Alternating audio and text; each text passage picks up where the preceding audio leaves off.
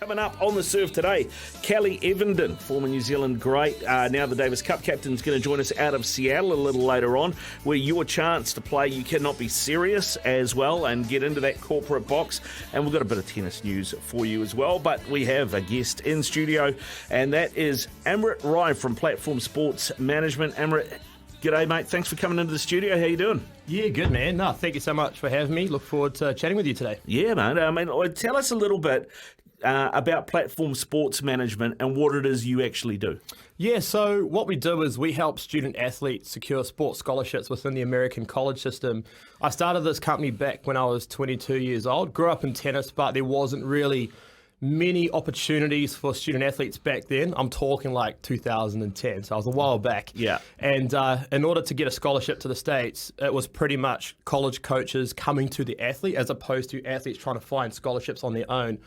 So a group of us missed out on these opportunities in the US, and yeah, when I was 22 years old, I saw a lot of the boys that I used to play tennis against back in the day, guys like Amrit Rai, etc., in the US having great experiences, and I thought, well, why don't I make something that can support athletes through this process?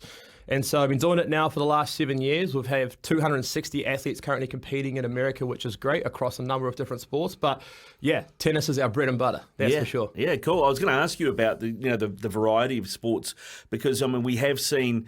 One of New Zealand's favourite football sons, Ryan Nelson, came through the US college system, right? And that's kind of how he went about it. We have a lot of our footballers doing that. We have a few basketballers doing that, particularly in the women's game as well.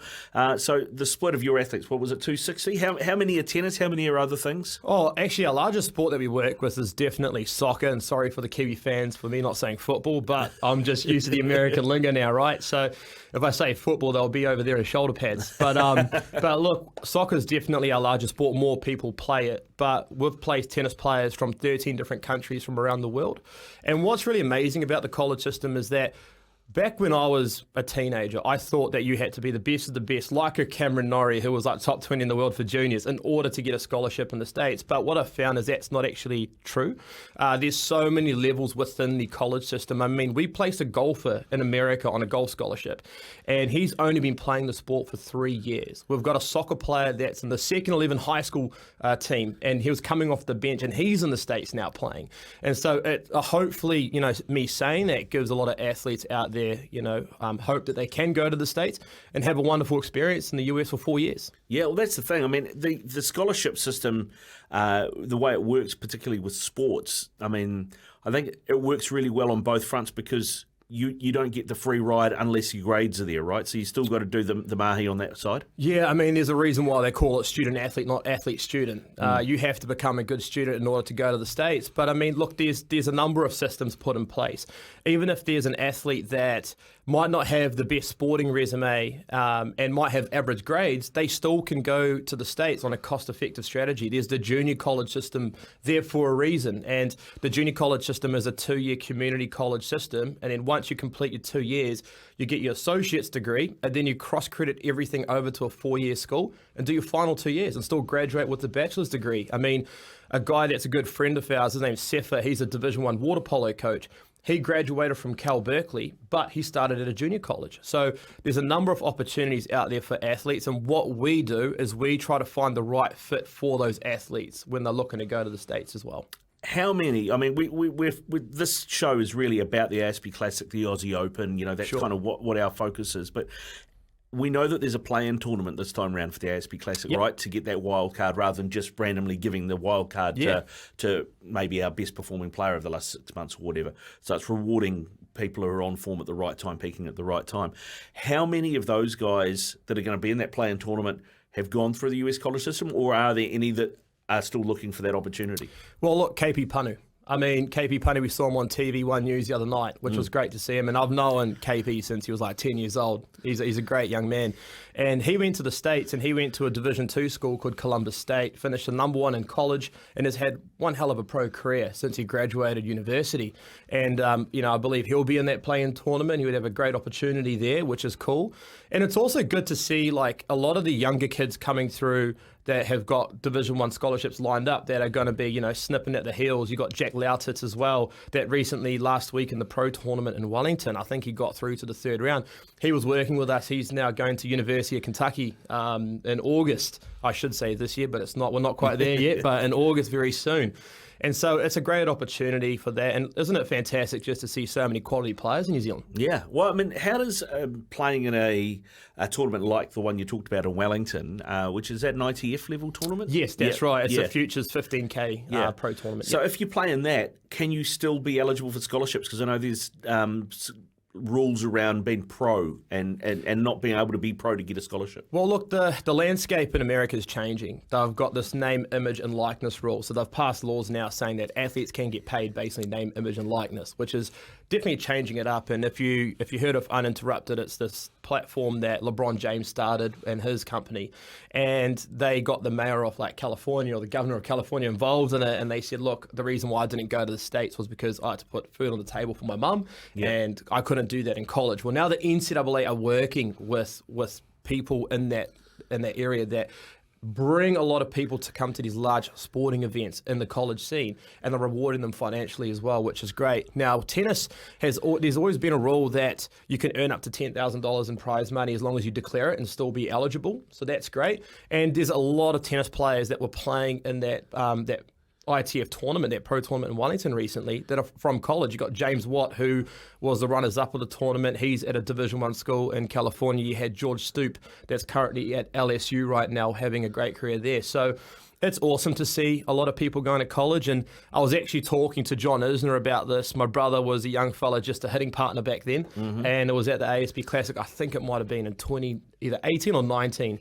And I mean, John Isner went to University of Georgia. He's got a degree, and he's having a great professional career as well. He goes all right, doesn't he? Yeah, not bad. Got a decent serve. So how many young Kiwis are currently in the college system in America? Oh, I couldn't tell you the number, man. But what I can tell you is, because obviously with other recruitment agencies out there placing a lot of athletes, but I can tell you that the US consulate is always packed with the visa appointments. Every time my athletes go and get their F1 student visa in Auckland at the consulate here, they always say there's about 50 to 60 other athletes sitting up, lined out the door, waiting to get their visas as well. So it's growing. And I mean, a lot of the associations are starting to work with the college system. Before, a lot of sports associations, I don't think, were too keen on their athletes leaving New Zealand to go to the States. But now we're finding that a lot of these sporting associations are getting on board because the resources in America are great.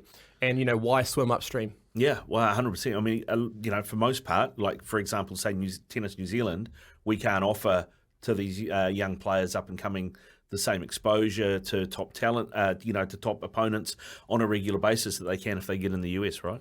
Well, I mean, if you just look at the last, Davis Cup team, you had Isaac Beecroft, college athlete, KP Panu, college athlete. You've had, Finn Reynolds, Ole Miss, and he was one of the top doubles players in the country. Mike Venus went to college in the States. Yeah. I think it's a great system. I think that the scariest thing about an athlete is an injury, and I believe that can end someone's career. And if you've got a backup plan, if your pro career in your sport doesn't go to plan, and you've got a degree in your back pocket that hasn't cost you much, less than what you'd be paying here in New Zealand, that's a great thing. Yeah, there's not too many downsides. How many tennis players have you placed? We have placed 85 tennis athletes to date from all sorts of levels. And yeah, it's been great because we've had athletes from Fiji, Samoa, Tahiti, or gone to the US and had a great experience. I think that the most memorable placement we had was a girl called Ayana. We had a contract with a guy called Darren Wrighton, who was the Oceania ITF manager, and they had a training facility in Lautoka, Fiji.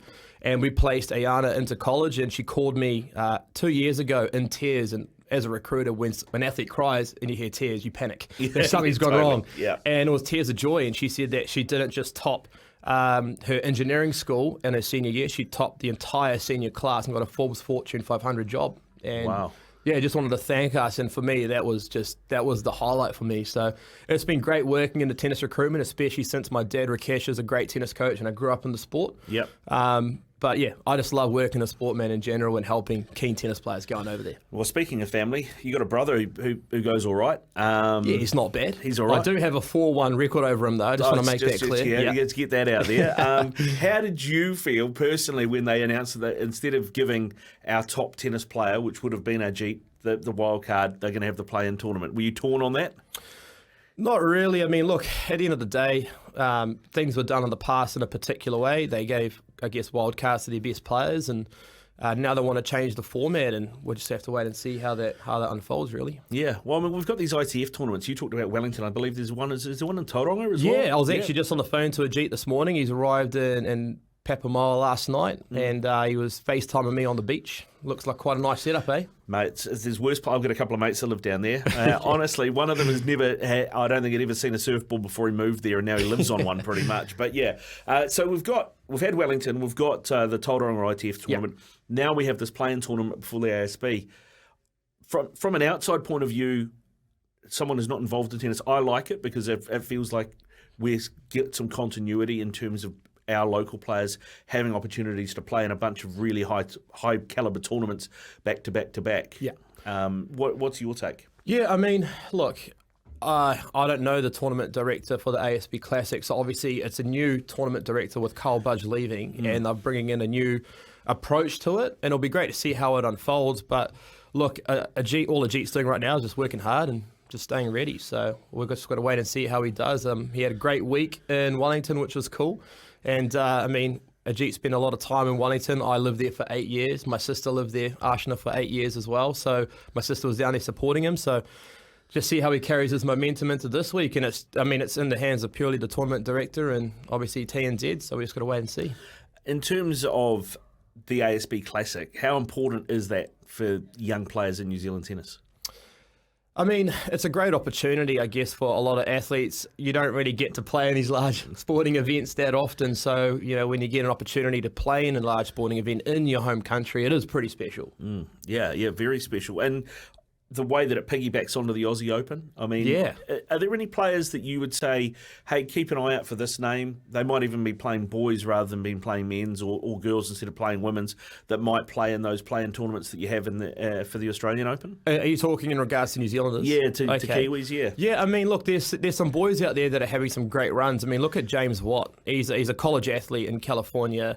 Got given, I think he got given a wild card into qualifying. I don't know if he had an ATP point. Don't quote me on that. But he had a great run in qualifying, went straight through to the final, and even the match against Ajit that he played was so close. And so there's boys like that where they're taking use of the opportunity, which is great. You've got Jack Loutet, who has got a top 50 ITF ranking currently in the juniors in the world, and he's doing absolutely fantastic. I mean, it's no wonder that he verbally committed with University of Kentucky in his year 12 year in high school. Wow. Yeah, a year and a half away. He verbally committed, which is great. And so, I mean, those boys, they step up in big moments, which is fantastic. Obviously, Hope and Ajit has a great time as well, but This is just a quality tournament. Like you said, it is a lead into the Australian Open. There are going to be a number of top professionals that will be in that tournament as well. And I think that I can speak for all Kiwi boys. They all swim well on the deep end, don't they? Yep, they tend to. They tend to go all right, eh? You chuck them in there and they go okay. I mean, Ruben had a great result against Chung back in the day, didn't he? Yeah. I mean, there've been so many of those stories, and even I was talking to somebody the other day about this. Oh, it's David Long, the journalist from stuff.co.nz, and I asked him his favourite ASB Classic memory, and he said it was Marina Rarakovic winning that quarterfinal. It's funny you mentioned David Long. I'm actually working with his son right now. Oh, really? Okay. Yeah, I was on the phone to David this morning. He's a great man. Yeah, he is. He's a top man. Have you got a favourite memory from the ASB, as whether it be as a fan or whatever? I've got a funny moment. Go on then, give it to us. So Ajit was warming up for his qualifying match one year, and I was standing just on the outside. And now when a player gets into the draw, they get a number of different credentials that they can give. So my brother gave me one, which makes life a bit easier. You can move around and go into the players' lounge and that sort of thing. So my dad's standing on court with Ajit, helping him through his pre-game routine. The facilities are absolutely buzzing. There's so much going on. Yeah. And I get a tap on the shoulder, and I turn around, and it was Bowden Barrett. And obviously, being a Naki boy as well, I mean, it's good to see a familiar face. And he was talking with me, and he had something around his neck, so I thought he had a credential as well. Yeah. And so I said to the security guard, I said, "Hey mate, is it all good if Bodie comes on the court? Ajit's just warming up over there for a match." And he goes, "Nah, sorry, not with his credential, we can't get on." And he goes, but by the way, can you take a photo with me and Bowden? And I was like, yeah, okay. All right, you're not going to let him on the court, but you want a photo. Yeah, and apparently like the security guard is doing it so sneakily because I don't think you were allowed to take photos of people working in security. Quality. Yeah, but that was a pretty funny moment. Yeah, that's awesome, man. That's awesome. Well, I mean, Amrit, you're Platform Sports Management. If people are listening to this, they've got kids or grandkids or whatever that they're looking at US scholarships as a possibility. It's the best way to get in touch with you. Yeah, look, you can head to our website, which is platformsportsmanagement.com. But if you really want to see what we're about, go to our Instagram page, Platform Sports Management. Our number one thing is we want to be transparent. We want to put a spotlight on the college system. So we interview a lot of Division 1 coaches, Division 2 coaches, junior college coaches. We talk to athletes. We have a great podcast out there. And it's just giving people education about the college system. For us, it's not just about making this a big business financially. It's about being a really transparent company that gives athletes the most resources that we can. And it'll be great for athletes to listen into some of those talks and they can walk away with some knowledge. If they are keen to work with us, we do free consultations, which they can just head to our website or our Instagram. There's a link there. They just fill out a form and we'll be in touch. And we just take them through the college process and what kind of scholarships they would get after reviewing their sports CV and academic transcripts as well. Good stuff, man. Hey, listen, I really appreciate you coming down and joining us in the studio, man. It's been a great chat. No, thanks for having me. Thanks for having me. And, mate, it'll be good to see you at the ASP Classic, eh? Oh, well, mate, don't you worry. I'll be there. We have got, thanks to 1NZ, we've got a box, so we'll be there most days. Either me and Kempy or Izzy and Daisy will be there. So, how good. So you'll have to come up and have a lemonade. Oh, absolutely. Only a lemonade. Obviously, you're a true professional. True professional. This is The Serve. Thanks to 1NZ on SENZ. We'll be back with some tennis news for you next.